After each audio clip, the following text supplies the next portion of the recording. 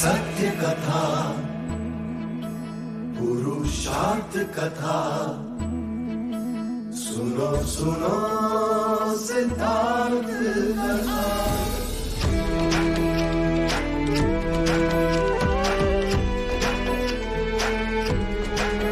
संसार में दुख का कारण क्या,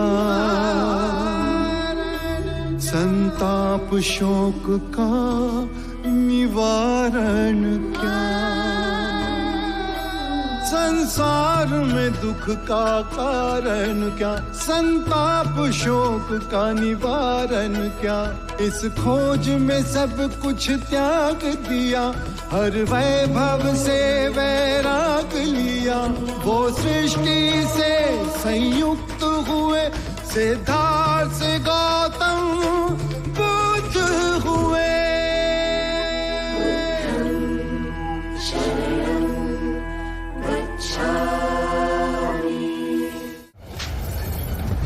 महाराज का शीश नहीं लाए और कह रहे हो कि लड़ते हो हमारा सैनिक मारा गया। और दूसरा बुद्ध का भिक्षुक बनने के लिए उनके सामने आत्मसमर्पण कर रहा है।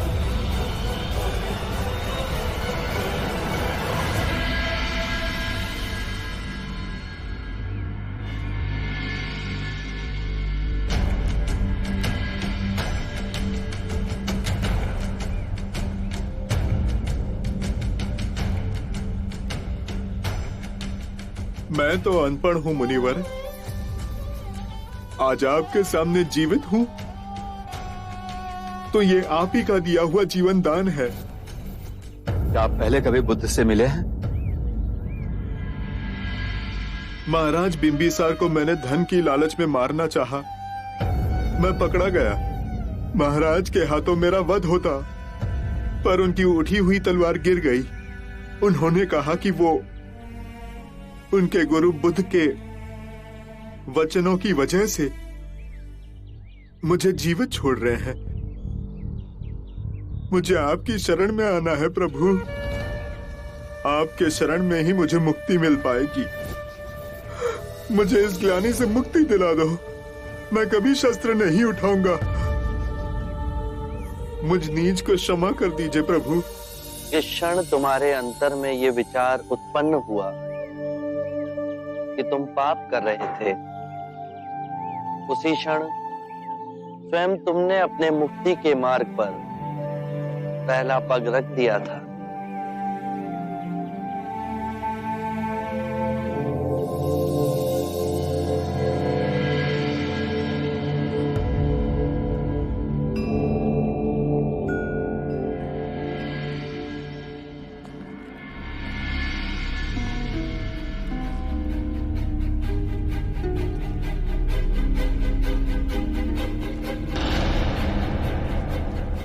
आपने मुझे बुलाया।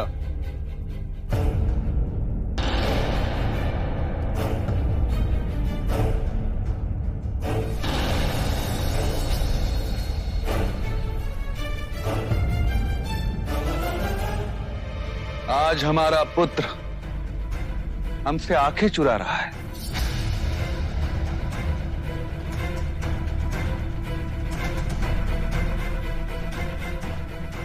इस घिनौने षड्यंत्र के पीछे तुम हो, ये कहने में भी मुझे लज्जा आ रही है। मेरे पश्चात मगध का सिंहासन तुम्हारा ही तो है, फिर इतने अधीर क्यों? मैं स्वयं तुम्हें मगध का राजा घोषित करता। आपका क्या भरोसा, कल मेरे विरुद्ध किसी और को खड़ा कर दिया तो? मैं तुम्हारे विरुद्ध किसे खड़ा करता? अपने उस पुत्र को जो आपको उस गणिका आम्रपाली से अजात शत्रु। मेरे मुंह से उसका नाम सुन तिलमिलाहट होने लगी, परंतु मेरी तिलमिलाहट का क्या? वो आम्रपाली कम थी जो अब ये बुद्ध भी आपके जीवन में आ गया। आपने उसको पदांत देने के लिए अपने निष्ठावान ब्राह्मणों को उपेक्षित किया। अन्याय आपके स्वभाव नहीं है। पुत्र,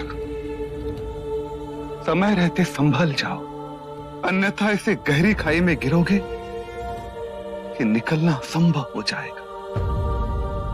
जो तुम्हारी भलाई सोचते हैं उनमें तुम केवल बुराई देखते हो, पर ये बुराई तुम्हारे अपने मन का खेल है। उपदेश देना शुरू, पड़ गया ना उस बुद्ध की संगति का आप पर प्रभाव। लेकिन मैं आपके उस बुद्ध की तरह नहीं हूं कि मैं अपने राज्य की सुरक्षा किसी और के हाथ में सौंपकर सन्यासी बन जाऊं। मैं अजात शत्रु अपने क्षत्रिय धर्म का पालन करूंगा। मैं मगध की सुरक्षा का भार उठाऊंगा। मेरे राज्य में मगध का ध्वज पूरे जम्बू द्वीप में फहराया जाएगा। मगध की प्रजा पूर्ण रूप से सुरक्षित है। पूरे जम्बू द्वीप ने हमारे राष्ट्र का लोहा माना है, तो फिर व्यर्थ में रक्तपात क्यों? आप क्षत्रिय हैं, रक्तपात से कब से डरने लगे? तो ये भी उस पाखंडी बुद्ध की शिक्षा तो नहीं? अजात शत्रु, तुमसे बात करना भी व्यर्थ है। यदि चाहता तो मेरे ऊपर हुए आक्रमण के लिए तुम्हें दंडित कर सकता था, किंतु मैं पिता हूं तुम्हारा। तुम मुझे मारने का विचार कर सकते हो, किंतु मैं नहीं।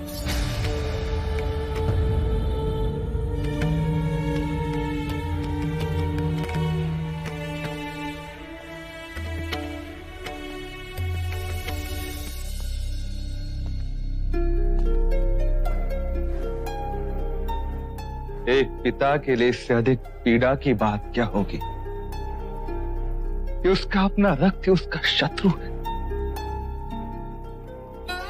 मेरी आयु अब वानप्रस्थ की ओर जाने की हो चुकी है। मैं स्वयं इस राजपाट को छोड़ना चाहता हूं, पर मुझे लगता है कि अगले 10 वर्ष मुझे उस दिन की प्रतीक्षा करनी होगी।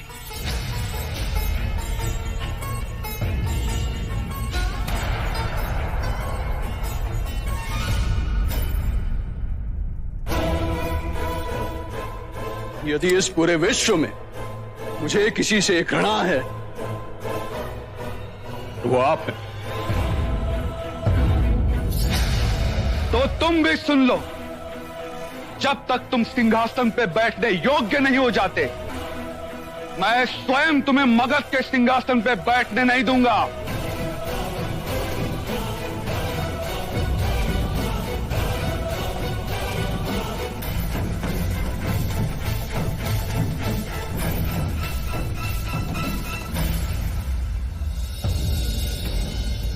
अपने पिता के छाती पे पांव रखकर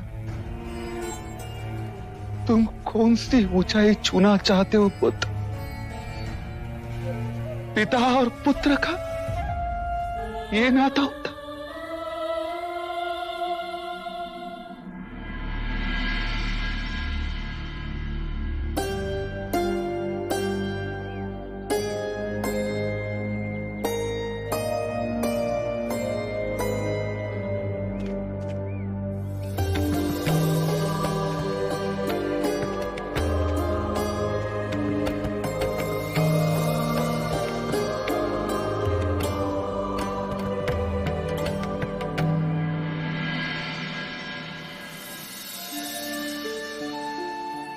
आप दोनों कपिलवस्तु की ओर प्रस्थान करें और समाचार दें कि मैं अपने भिक्षुओं के साथ आ रहा हूं। अब कपिलवस्तु के घर घर में दीप जलाए जाएंगे। अमात्य, आप किन विचारों में खो गए? मैं तो हर क्षण बुद्ध में खोता जा रहा हूं। इतने शांत और सुगम, जैसे आकाश में स्वतंत्र मंडराते बादल। चिंता मारी, चाह मारी। इस चाह के मार्ग में मैंने कई उपद्रव किए और देखे, फिर आपको देखा। आप पूर्ण स्वतंत्र। ये संसार अब आपको नहीं बांध सकता। मैं आपके चरणों में रहना चाहता हूं, आपका भिक्षु बनना चाहता हूं।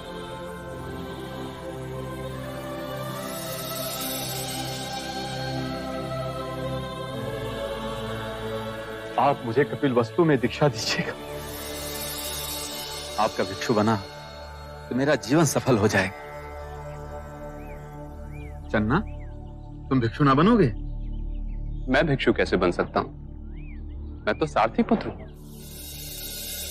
नहीं चन्ना, मेरे परम सत्य के मार्ग में ना वर्ण भेद है, ना जाति भेद। इन सभी भेदों को इसी जगत ने बनाया है। इन भेदों का परम ज्ञान से कोई नाता नहीं। तो क्या मैं भी? परंतु मैं चाहकर भी भिक्षु न बन सकूंगा। क्यों? बिना देवी यशोधरा की आज्ञा के मैं ये भिक्षु व्रत ना ले सकूंगा। जब मैं आपको वन छोड़कर कपिलवस्तु वापस लौटा तो मैं बहुत दुखी था। देवी यशोधरा ने अपनी पीड़ा को बुलाकर मेरे दुख को संभाला, मुझे दिन रात सांत्वना दी। वो महाराज और महादेवी की बैसाखी बनी, राहुल को माँ और पिता का प्रेम दिया। मैं ऐसी कठिन परिस्थिति में उन्हें छोड़कर कदापि नहीं। मेरी इस परम सत्य की खोज में तुम सबका महान त्याग है। यशोधरा का मैं ऋणी हूं।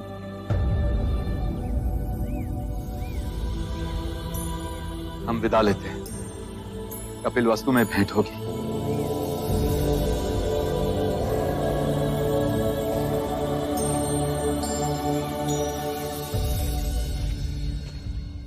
व्यक्ति भिक्षुक बनते हैं। कभी तुमने अंतर्मन के भिक्षु को देखा है? वो देखो, वो जा रहा परम भिक्षु।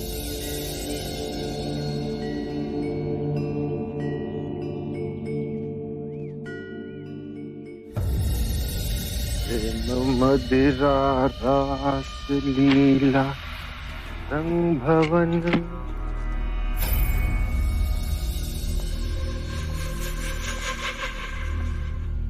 ये क्या पागलपन है यशो? सिद्धार्थ के सन्यासी बनने की सूचना मैंने तुम्हें दी थी और तुम उसी का अनुसरण करने लगी। मैं कृपा मानती हूं तुम्हारी, जो तुमने मुझसे उनके बारे में सत्य कहा। जो रहा सहा मोह था मेरे सौंदर्य को लेकर, अब वो भी समाप्त हो गया।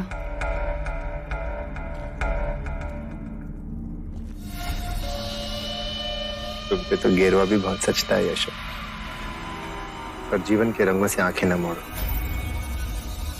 नहीं तो ये रंग लुप्त हो जाएंगे।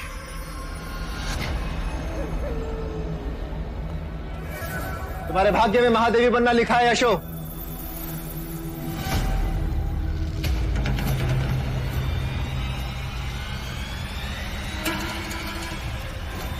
मुझसे विवाह कर लो, क्योंकि सिद्धार्थ तो शाक्यों का महाराजा बनने से रहा, और देवदत्त अवश्य बनेगा।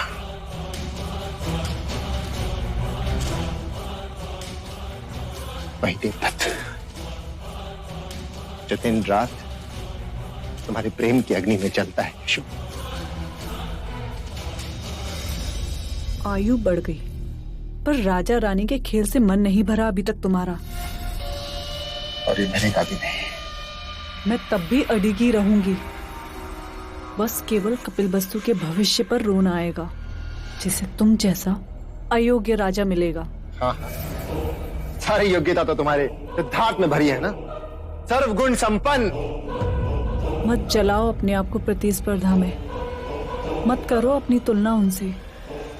ऐसा क्या है तेरे सिद्धार्थ में जो मुझ में नहीं है? जब हाथी नगरी में चलता है तो श्वान केवल भौंक ही सकते हैं।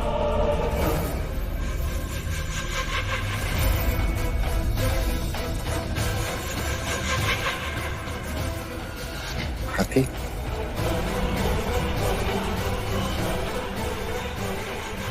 तेरे इस हाथी की तो मैं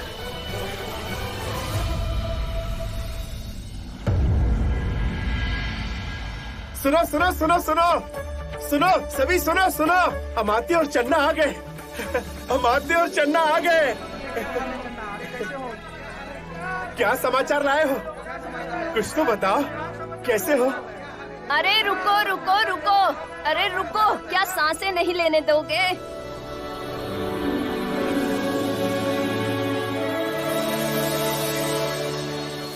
आपका धन्यवाद। अब हम सबको धन्य करो। हम सबको ये बताओ कि हमारे भाग्य जागेंगे कि नहीं। जागेंगे, अवश्य जागेंगे। हमारे युवराज सिद्धार्थ शीघ्र ही कपिल वस्तु आ रहे हैं। हे प्रभु।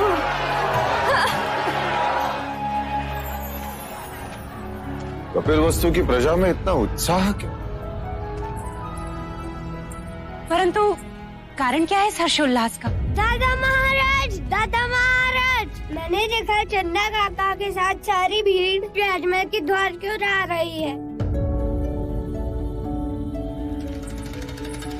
ये कपिल वस्तु के लोग बावले क्यों हो रहा है? महादेवी, महादेवी, महादेवी, हमारे युवराज सिद्धार्थ लौट रहे हैं।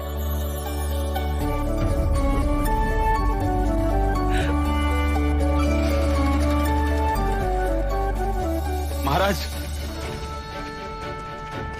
अमात्य, हमें बता दो कि जो हम सोच रहे हैं वो सत्य है। हम आपको निराश नहीं करेंगे महाराज। युवराज सिद्धार्थ कपिल वस्तु आ रहे हैं। पूरे महल को सजाओ, सिद्धार्थ के कक्ष को नए रंग से पुतवाओ, नए कलाकार बुलवाओ, उसके कक्ष में नए चित्र बनाओ। क्षमा महाराज, युवराज सिद्धार्थ नहीं, शाक्य मुनि बुद्ध लौट रहे हैं। वो राजमहल में नहीं रहेंगे।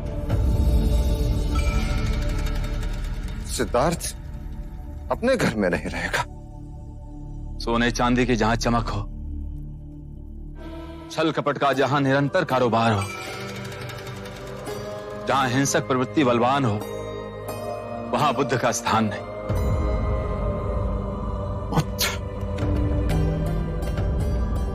करोड़ों सूर्यों से प्रकाशमान सिद्धार्थ गौतम बुद्ध वो अपने भिक्षु गण के साथ वन में प्रवास करें।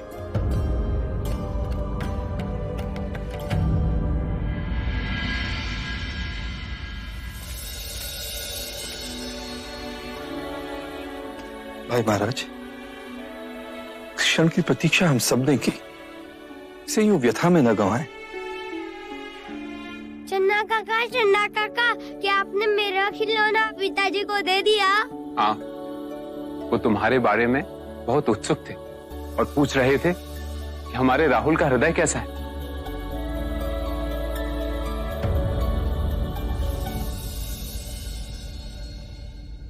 अनुज, ऋणोधन, संपूर्ण कपिल वस्तु को सजाया जाए। कपिल वस्तु के सारे मार्ग फूलों से सजाया जाए। मुख्य द्वार पर अशोक के तोरण बांधे जाए। नगर चौक पर रंगोलियां बनाई जाए। हर द्वार दीपों की माला से सुसज्जित किया जाए। सिद्धार्थ के आने के हर मार्ग पर उसे सुविधाएं हो। मार्गों से कंकर पत्थर दूर करो और मार्ग पर पानी का छिड़काव हो।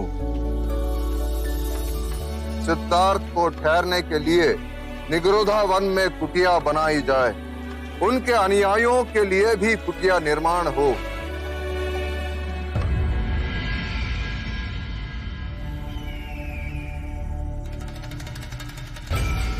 आम नागरिक सिद्धार्थ के आने पे कैसे प्रसन्न है? बड़े बुरे संकेत हैं। 7 वर्षों के पश्चात भी सिद्धार्थ इन लोगों के हृदय में वैसे का वैसा बसा हुआ है।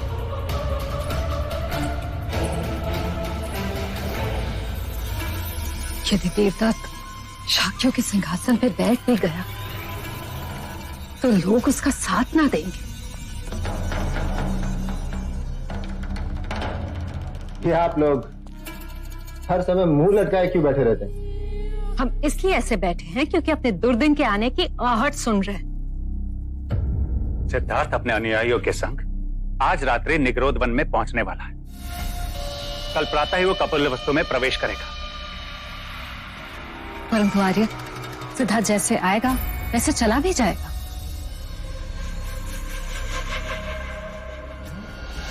देवदत्त, जब तक सिद्धार्थ यहाँ है कोई भी व्यर्थ का वाद विवाद खड़ा मत करना। कोई कांड या उपद्रव भी मत करना। जो निश्चय मैंने किया है मैं उस पर अडिग रहूंगा। अब कौन सी मूर्खता का निश्चय किया तुमने?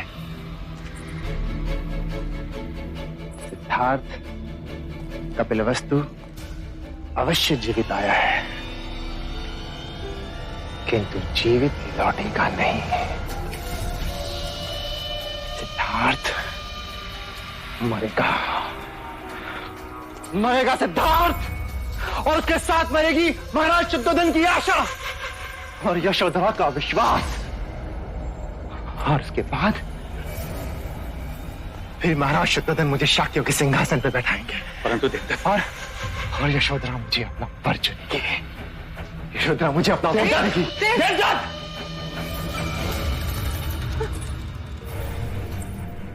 आर्य, जब तक शाक्यों के सिंहासन पे बैठने के लिए छल कपट की बात थी तब तक सब कुछ सही था। परंतु यदि इसने यशोधरा के साथ कुछ किया तो देवदत्त के पास भागने के लिए भी धरती कम पड़ जाएगी।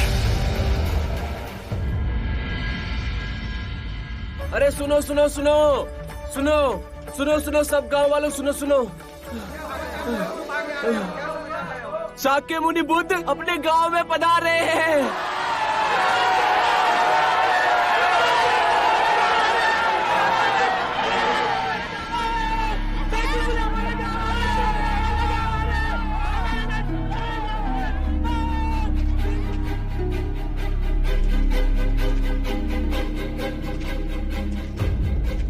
महाराज की जय हो।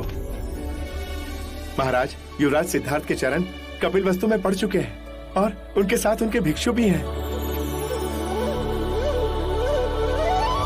शाक्य मुनि बुद्ध की, शाक्य मुनि बुद्ध की, शाक्य मुनि बुद्ध की, शाक्य मुनि बुद्ध की, शाक्य मुनि बुद्ध की, शाक्य मुनि बुद्ध की, शाक्य मुनि बुद्ध की, शाक्य मुनि बुद्ध की।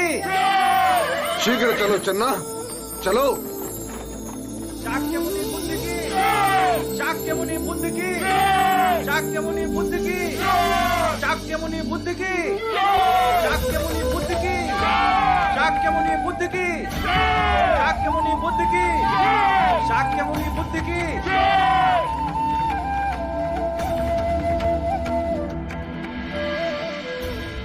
या भगवती भिक्षाम देहि।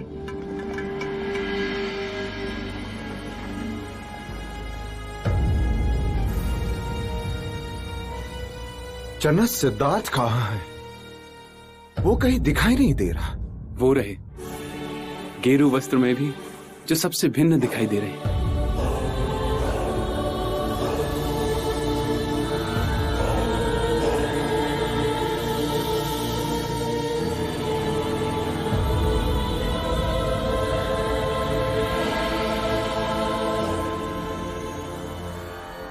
धन्य भाग इस बुढ़िया के जो आप शाक्य मुनि बुद्ध इस गरीब के झोपड़े पधारे, परंतु आपको देने के लिए इसके सिवा और कुछ ना है।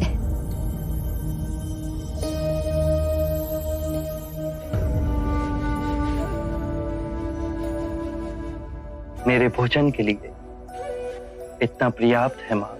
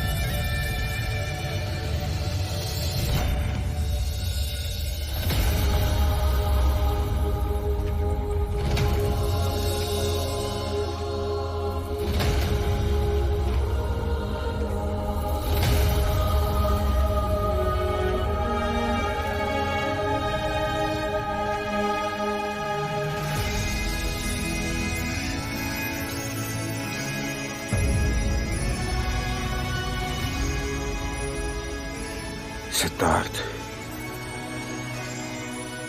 मेरे पुत्र,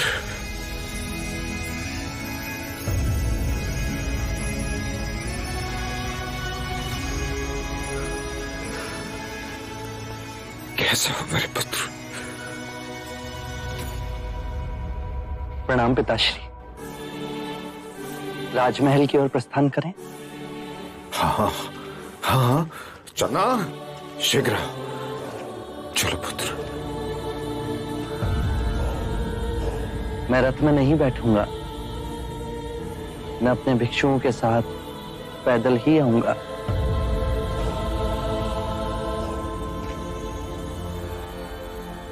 आओ पुत्र। कपिलवस्तु आने के पश्चात हमें लगा कि तुम सर्वप्रथम महल में आओगे, हमसे मिलोगे। तुम्हारी मां ने उत्साह में न जाने कितने व्यंजन बनाए तुम्हारे लिए।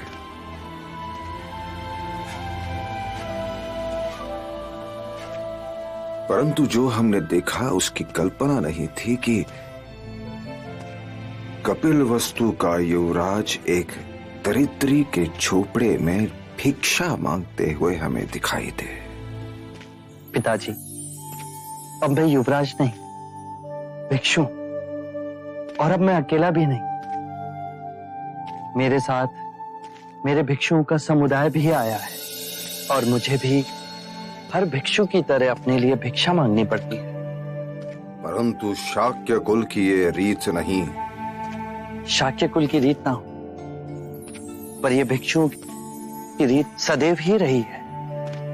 भिक्षा मांगना एक आध्यात्मिक अभ्यास है जो हमारे समुदाय को नम्रता और संभाव देता है। भिक्षु धनी और निर्धन के पक्षपात से ऊपर है।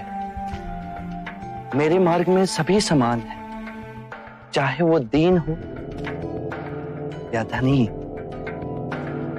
क्योंकि उन सभी में परम सत्य का द्वार खोलने का सामर्थ्य है, जिससे उनका ज्ञानोदय हो, उन्हें मुक्ति मिले।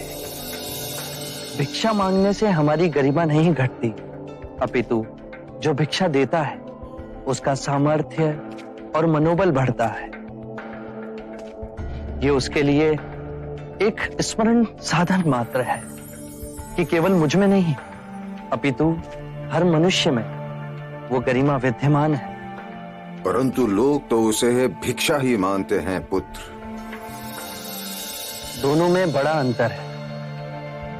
जो भीख मांगते हैं वो कार्य से जी चुराते हैं। अर्थात तुम भिक्षु लोग समग्र शक्ति इकट्ठा कर जन जन के लिए मोक्ष का मार्ग खोल रहे हो। जी पिताजी, भिक्षा मांगने से अहंकार का जो भाव हमारे अंतर में गांठ बांधे बैठा है वो टूट जाता है। भिक्षा देना भी उनके लिए उनके बुरे कृत्यों को समाप्त करने का एक मार्ग है। भले इसने तेरे क्षत्रिय कुल में जन्म लिया हो, पर रूप सन्यासी का लेकर आया है। बालक के शरीर पर महापुरुष गौतम की तरह 32 लक्षण है। पिताश्री, मैं इस क्षण आपके समक्ष खड़ा हूं। आप बीती बातों में कहां खो गए? असित मुनि के भविष्यवाणी का स्मरण हो गया। काल चक्र को भेद असित मुनि ने जो भविष्यवाणी देखी वो देखने में मैं असमर्थ था, या मैं जानबूझ के देखना नहीं चाहता था। परंतु यह अद्भुत घटना होकर ही रही। तुम सिद्धार्थ से बुद्ध बन गए।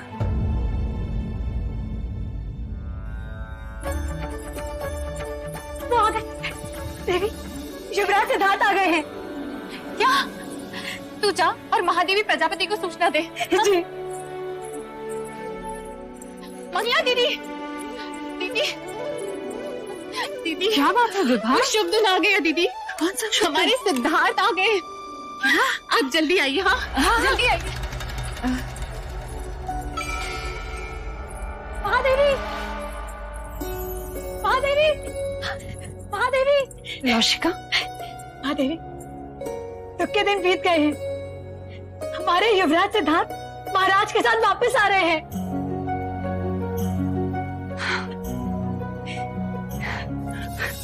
विभा विभा, सुना तूने?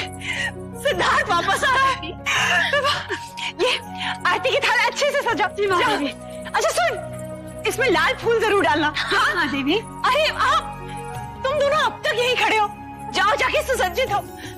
मेरा सिद्धार्थ आ रहा है। दीदी, हम तो प्रातः से ही सज धज के बैठे हैं, पर आप हमें कहाँ देख रही हैं? आपकी आंखें तो अपने पुत्र को देखने के लिए उतावली हो रही हैं। हाँ विभा। यशो, यशो कहाँ है? यशो कहाँ है तू? यशो, यशो तेरा तब सार्थक हुआ। सूचना मिली है कि सिद्धार्थ अपने पिता के साथ महल की ओर आ रहा।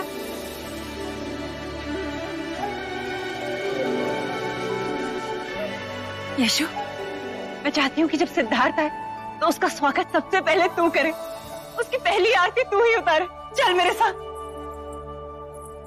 यशो, क्या हुआ? तेरे पांव क्यों रुक गए? नहीं माँ, मैं नहीं आऊंगी।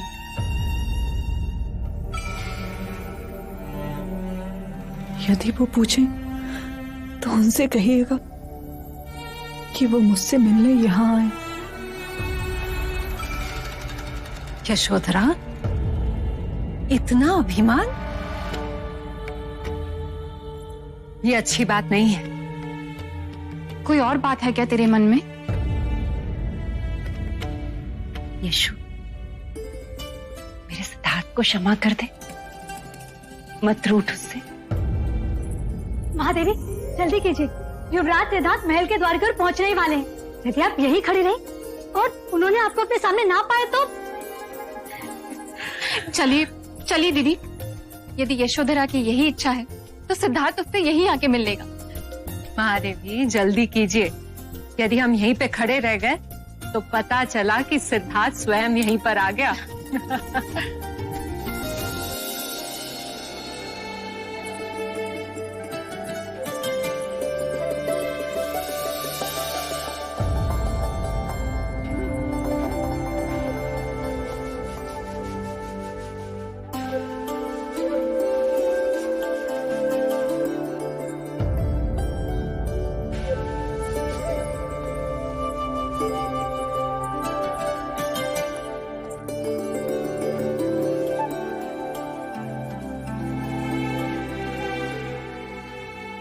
चाक्य मुनि बुद्ध की, चाक्य मुनि बुद्ध की, चाक्य मुनि बुद्ध की, चाक्य मुनि बुद्ध की, चाक्य मुनि बुद्ध की, चाक्य मुनि बुद्ध की, चाक्य मुनि बुद्ध की, चाक्य मुनि बुद्ध की।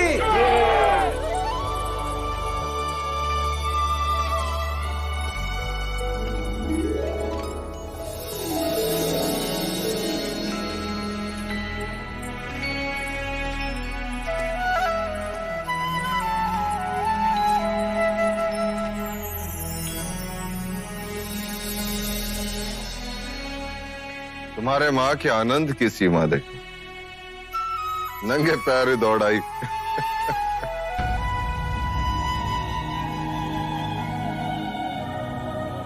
सिद्धार्थ के समक्ष आते ही तुम्हारे पैर क्यों रुक गए? ये मेरा ही पुत्र है।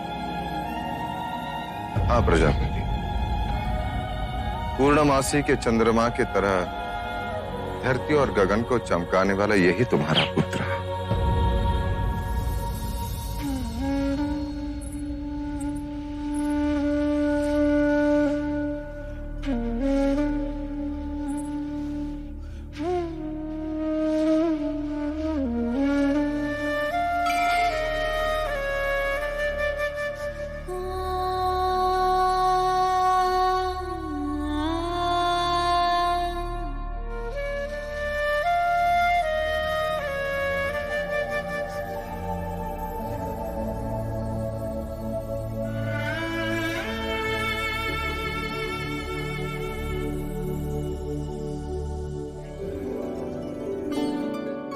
मुझे तो लगा आप मुझे पहचानेंगे भी नहीं। ये कैसे हो सकता है लौशिका? ऋणी हूं मैं तुम्हारा।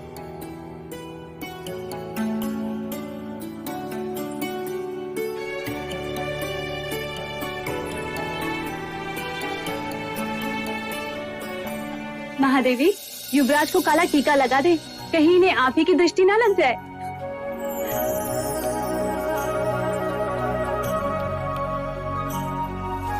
शाक्य मुनि बुद्ध की, शाक्य मुनि बुद्ध की, शाक्य मुनि बुद्ध की, शाक्य मुनि बुद्ध की, शाक्य मुनि बुद्ध की।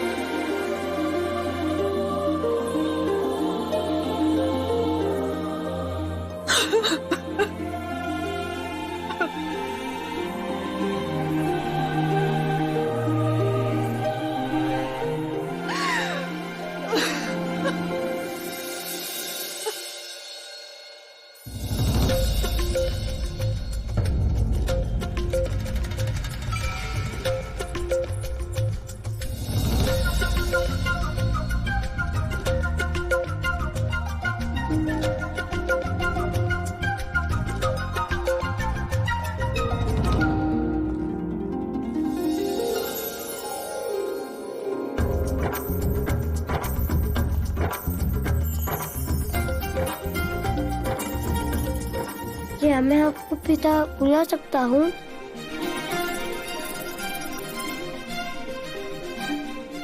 अवश्य पुत्र।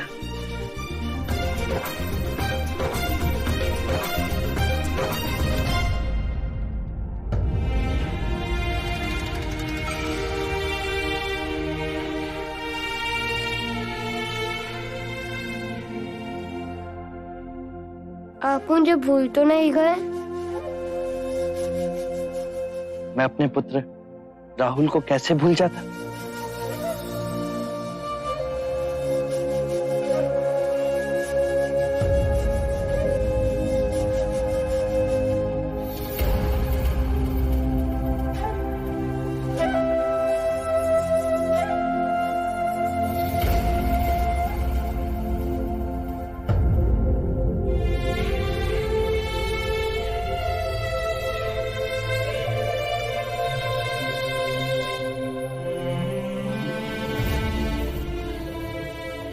नंद कहाँ है माँ? नंद आता ही होगा, तुम्हारे आने की सूचना भिजवाई है। और यशोधरा? वो अपने कक्ष में, वो नहीं आएगी। जानता हूं मैं, मुझे ही उसके पास जाना होगा। उसकी पीड़ा और व्यथा का कारण केवल मैं ही।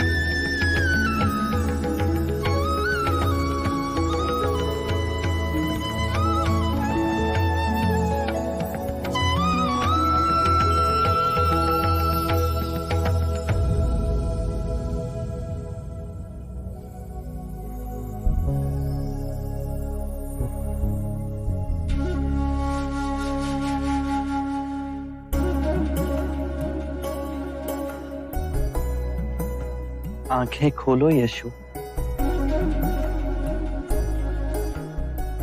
जहां मैं तुम्हें छोड़कर गया था वहीं तुमसे मिलने आया हूं।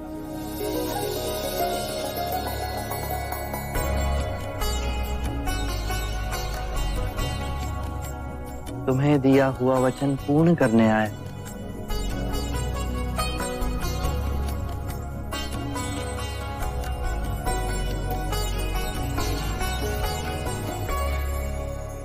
आरंभ हो गई निर्वाण प्रथा, सुनो सुनो ये बुद्ध कथा।